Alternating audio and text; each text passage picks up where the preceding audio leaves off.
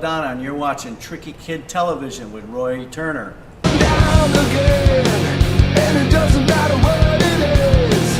I don't know whatever lies ahead. Once again, welcome back to the program, my man, Frank Bello. Frankie, how are you, sir?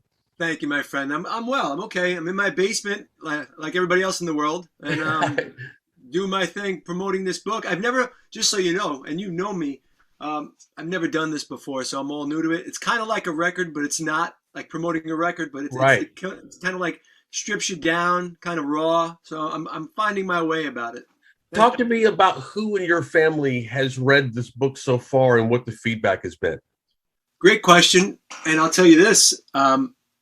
It took a while for me to give it to my mom, and you've read the book, so you know. Sure.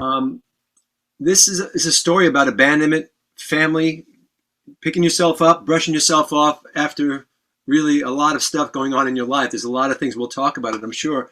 But I had a hard time telling my mom, and she knew I wrote the book, and I told this about our family, but I sent it to her, and I said, look, it's probably going to come in the mail probably today. It gets there probably today, my friend, which scares the hell out of me, because there's a lot of stuff that she has to relive, like the poverty.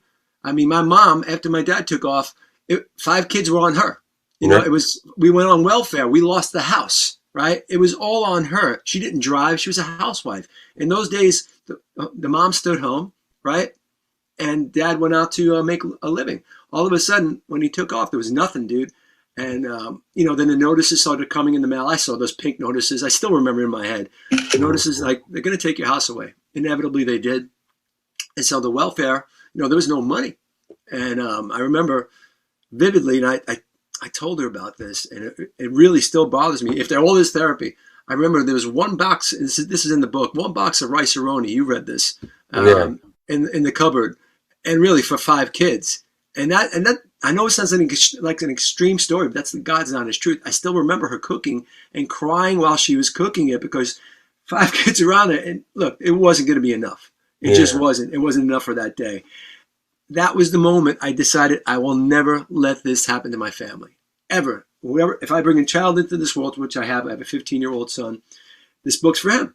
This book is for him. And this book is for fathers, mothers, people just, and it's a way of giving back and say, look, you can be through all this stuff. This is my story about how I brushed myself off. And what I'm finding is overwhelmingly, thankfully, people are really getting it and connecting with it and understanding it and putting their own lives into it and getting inspired, which is even better for me to hear that. They're getting inspired by hearing my story and how you could brush yourself off and move towards tomorrow. That's more important to me than anything, honestly, because I get I'm in this metal band. It's supposed to be all tough and all that stuff. We're all just human. At the end of the day, we all have families and we all want to connect, especially now what's going on. So I feel this book, I did want to take that path in because I see a lot of people hurting. And I felt, man, maybe I could pass this off and say, pay it forward, and say, look, I've been very lucky, very fortunate. It's band stuff and to have a great, strong family and moved on to tomorrow. Maybe it could help somebody else do that. But it hadn't been cathartic for you at the same time, however, because you said you went through therapy. The book felt like therapy as I was reading it. Yeah. And that's a good question. It was therapy. When I wanted to do this with my co-writer, Joel, what I said to him the first time we talked about this, I said, what I like to do is tell my story as we're sitting in a bar. You and I are just sitting at a bar, either having a beer or a cup of coffee and just talking. Why do you think that State of Euphoria at times has its absolute brilliance, like Who Cares Wins and Be All End All, and maybe some of the other ones? Talk to me about that contrast. Here's about timing and not having enough time. As we do Anthrax, we write the songs, we sit with them for a while and live with them, as you do. You listen to songs and you want to make sure they're right to go out and you're feeling good about long-term songs. Because all of our songs, these are for life. These are lifers. That's what I'm saying, right. That was the time, remember that time, it was going crazy with Anthrax. You went from Among the Living to State of Euphoria, non-stop touring. A song like Schism, I would have just liked to have lived with it. And maybe, because when I hear it now, I say every time I hear it, I would have done this with that chorus. I would have put this part here. That's all I ever meant with it. And it's not that it's a horrible song. It's just not my favorite. That's all, because I'm still very, very proud of that record. They're proud of everything we've done. Has there ever been any talk of putting any of those songs back in the set list? I have to be honest with you. The songs that I want to play, I want to play that are deep cuts. I like the song Suzerain. It's not always easy, but we like to throw curveballs. It's called The Giant. Yeah, I like that song for sure. I like that song a lot. It just really gets me. Suzerain, I like that song a lot. Again, these are obscure songs that people really don't know, but from the last couple of records, right? What was most important to include in this book for you? I wanted to have a lot of everything. Yes, we tell the stories about brothers, fathers, and sons. There's a lot of great rock and roll stories and stuff that you never, unless you're there, you would never know. People don't know about this. Why not throw this in the book? Because it's a fun time. I think people would get, there's other times with Pantera, with Dimebag. I was on these bad, I had a bad stomach. I had some parasites in my stomach. So I had to take this really bad, I have to say this, I'll preface this by saying I had parasites in my stomach from eating sausage in Mexico City with Dimebag on the streets. We got loaded one night. Anthrax and Pantera were loaded on the streets. You know those carts, the food carts that you shouldn't go near? Right. Especially when you're drunk? Well, me like the fucking idiot, I go over there. We're all having sausage. I don't know what the fuck's in this sausage, right? Right. Could be a dog. Yeah, so you just wanted to soak up the booze. That's what I was trying to do. Right. So I go, everything's all right. We go back to the hotel, blah, blah, blah. That whole year, dude, I had the worst stomach. I couldn't hold anything. At doctor after doctor, I was losing weight. It was terrible. Doctor after doctor. One specialist found that I had 2 parasites under my liver that from the sausage. Long story short. Oh, my God. It was horrible. So I was on these pills for a long time. And on the second leg of that Pantera tour, I was literally hiding out because Dime would always get me and come up, let's go with Blacktooths, right? And find me. Right. You know the deal, dude. Yeah, yes. I'd be hiding out in the back of the tour bus. In the back of the tour bus, afraid that because I can't, because medicine's not going to work. I'm never going to get over this shit. All of a sudden, dude, knock, knock, knock. He comes in the back of the bus with a tray of Blacktooths. Let's go. Let's go. Let's go. Right in, man. It just kept going. So needless to say, I was on the medication for a long time after that too.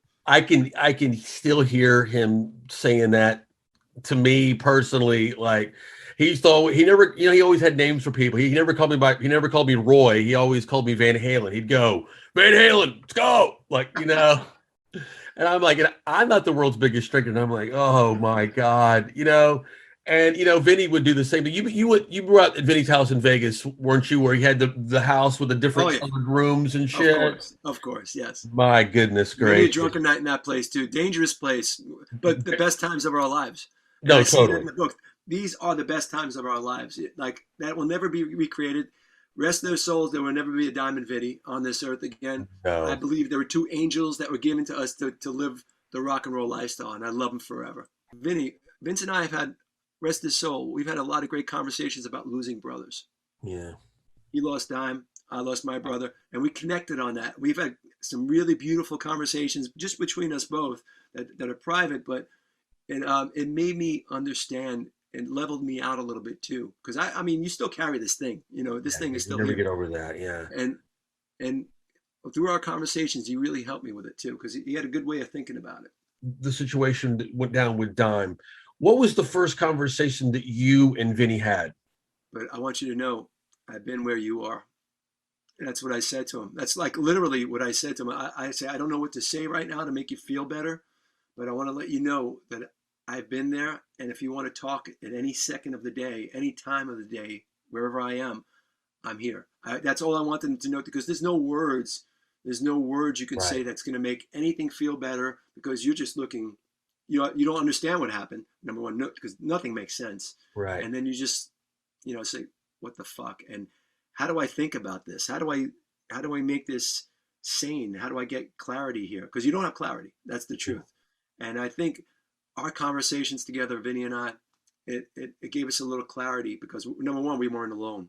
The day it happened, I was on tour with Helmet.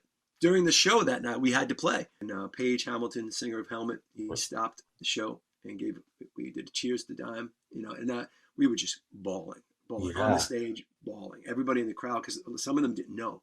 Yeah, right. And when he said it, it was just... The last time I saw Vinny, it was with King's X, here in Dallas, and we were at the club Trees. Silences the room, and he just said, "Listen, man, I just want you guys to know that you guys were my brother's favorite fucking band, man. You guys toured with King's X. I would love to hear you share something, maybe a King's X tale from when you guys were on tour together." There can't be enough said about that band. So we brought them on tour because we knew how great they were. We knew, and I think our fans got it. They're smart enough to know that. King's X is one of those bands that I would love to tour with right now. Right? It doesn't matter how old we get, how old all of us get. They just will always have the goods because they come from here. And that's it, man. They come from right here. Their songwriting is right here, and their melody structure. I've never been prouder as a fan. When I was there that day in the Bronx, man, at Yankee Stadium, I think you know that picture that Andy took that's behind Charlie's drum set. I was like, right. You remember this? I was right to the left there. Mm-hmm. And seeing you guys fucking take the stage at Yankee Stadium, man, I still can't get over it. Me either. Walk me through that day a little bit for you, Frankie. Well, you have to understand. I'll take you back a little bit. A guy grew up 10 minutes from that stadium. Yeah, 10 minutes. So as a diehard Yankee fan, I grew up in the Bronx, where all my friends were Yankee fans, so obviously I became that. We used to go to the stadium all the time, the older stadium. It was right next to it. They built a new stadium right next to the same ground. Quintessential place the Mecca would always be a guy from New York, the Bronx, whatever, playing Madison Square Garden. And we did that. And we headlined, and I was on the Clash of the Titans. It was awesome, right? And Yankee Stadium was not even in the thought process. There's no way, because that doesn't happen. When we got the call, able to happen, I was no fucking way. The biggest deal was having my grandmother, Charlie's mom, and that was the last show that she got to see of us. She got to see the crowning moment right there, the biggest show we've ever played. What'd you think? What'd you think, Graham? And she goes, "That was," she said it was awesome, but I said, "Thank you. You made this happen." She deserved that. She deserved that, and I could see how proud she was. And she was in a wheelchair and all that stuff. And especially Anthrax staying in the Bronx that day. It was awesome. Who you are and go for your goals. So I came from that. And I guess that's what I'm doing in the book. I want to say, look, nothing should hold you back. That's what I want to say to my son. Nothing should hold you back. Do what you want to do. Go for it. I say this at the end of the book. I said, I want to tell my son, never say I should have. Never say I should have, because there's no regrets, man. Once again, the book is called Fathers, Brothers, Sons, and Surviving Anguish, Abandonment, and Anthrax. It's out now. I want to thank everybody out there for the kind words and the great reviews we're getting, and I'm very proud of it. If we sell one book that inspires somebody to move on to tomorrow and brush themselves off that are in a shit way, look, there's a lot of that. There's a lot of that going on. So why not try to, if they can read this and get inspired, then it's done its job. That's the way I look at it. It's Deli, and I'm picturing you, and knowing you like I do, I can just see you fucking with everybody that comes in and being you, and that's you in your element. I've been doing these interviews, and you know me, so a lot of people always they're asking me, why am I the quiet guy in Anthrax? Why you always see Charlie and Scott in the press and stuff like. I say, because I don't need it. I'm Family Guy. I don't do that. But when people know me, they say that like Frankie is the quiet guy in Anthrax, not the Frankie that I know. Nobody would ever say that about him. And the crazy thing is, I've been doing these interviews for the book. People are saying, we don't see you in the press. And I'm not a social media guy. I have the social media. Yeah, they told me to set it up. I'm not living on it. I really felt like that I was sitting across from you and we were having drinks. Ultimate compliment. That's exactly my first thing I said to him. I just want to be like, we're having a beer. Like if I was in England with you right now, Joel, I want to be sitting at a pub. I called it. I said, this is like a literary round of drinks is what this is. Great way to put it, man. Yeah, that's a great way to put it. I love that. I hope somebody writes a review like that. That'd be awesome. So that's exactly what I wanted to happen. So you hit it on the head, man. Thank you. If somebody does, I want a kickback. So yeah, that's a great line. I love it. Speaking of which, I would be remiss talking about journalism and great lines that, unfortunately, we also lost a member of our family very recently, was our good friend Malcolm Dome. And Malcolm, a lot of people don't know this, and they should know this. I know the metal fans know this. But the term that describes this brand of metal we love so much called thrash metal, Malcolm is actually credited with the first to use that term, and it was when he was interviewing you guys. Malcolm was a friend, not only a great writer, friend. He was a supporter of Anthrax since the early days. Dude, I didn't even know he was sick. I didn't either. I don't know if you did. I didn't either. That's another good one of our friends that have passed on, and you know, it's a weird time in our life, man. You know what I mean? It is. A lot of the good ones are passing. And we have to really stop to think about that for a second. Malcolm was a good one. You talk about your wife, because now we have to include the husband thing. And you said something here. Out of everything, this is maybe my favorite part of the book. My wife is mellow.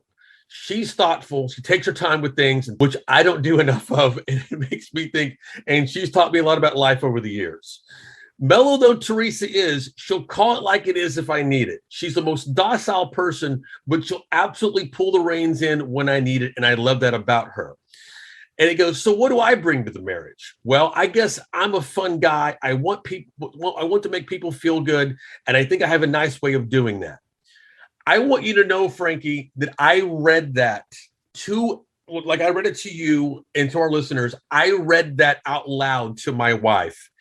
And I wanted you to know her response. And her response was, did you write that chapter for Frankie? Because there has yet to be anything that can articulate and frame my relationship with my wife. I am in debt to you, my friend. I wanted to share that with you. My pleasure. We're on the same page then, my friend. Absolutely, which is awesome. I love that. So, you know, I think after a while, and you learn to laugh at yourself, right? Because you got to laugh at yourself. And now, look, my fucking anger problem that I've been in therapy for fucking ever, and road rage and all that other bullshit, I laugh at it now because, dude, really? You're this age and you're fucking still yelling at the guy for fucking cutting you off? Really? You still doing that? Yeah. And my wife's the one on the side, and you know, Frank, and that's it. I stopped her. It's not that she's in a mean way. She's like, "What are you doing? You know, right. It's sense. Sometimes I lack that sense, and that's fine. It's one of my faults. I'm working on it. I'm a work in progress." Yeah, we both have had really great, strong women in our life Absolutely. that have led us and guide us. Frankie, I always love talking with you, my friend. I really have enjoyed today so much. I feel like we haven't talked in a while, so it's nice just to catch up. Number one, it's deeper than that because there's so much history here. I love connecting with you on the book because you took it apart and really got it. And I thank, and I'm finding people who are doing that. Thank you. I have to say thank you, dude. Well, thank you, my friend. And to all our listeners out there, get this book, man. It's a fun ride. It's just one of those books that works. Like sure, if you're an Anthrax fan, this is a great book. But what's so cool about it, you wouldn't even have to be an Anthrax fan. This is a human story. This is a story about relationships. This is a human deal. Again, the book is out now. Frankie, I hope the next time we do this, my friend, I hope that we were able to do it in person. Wouldn't that be nice? A great pleasure. Good catching up with you, man. You too, brother. Cheers, man. Bye-bye.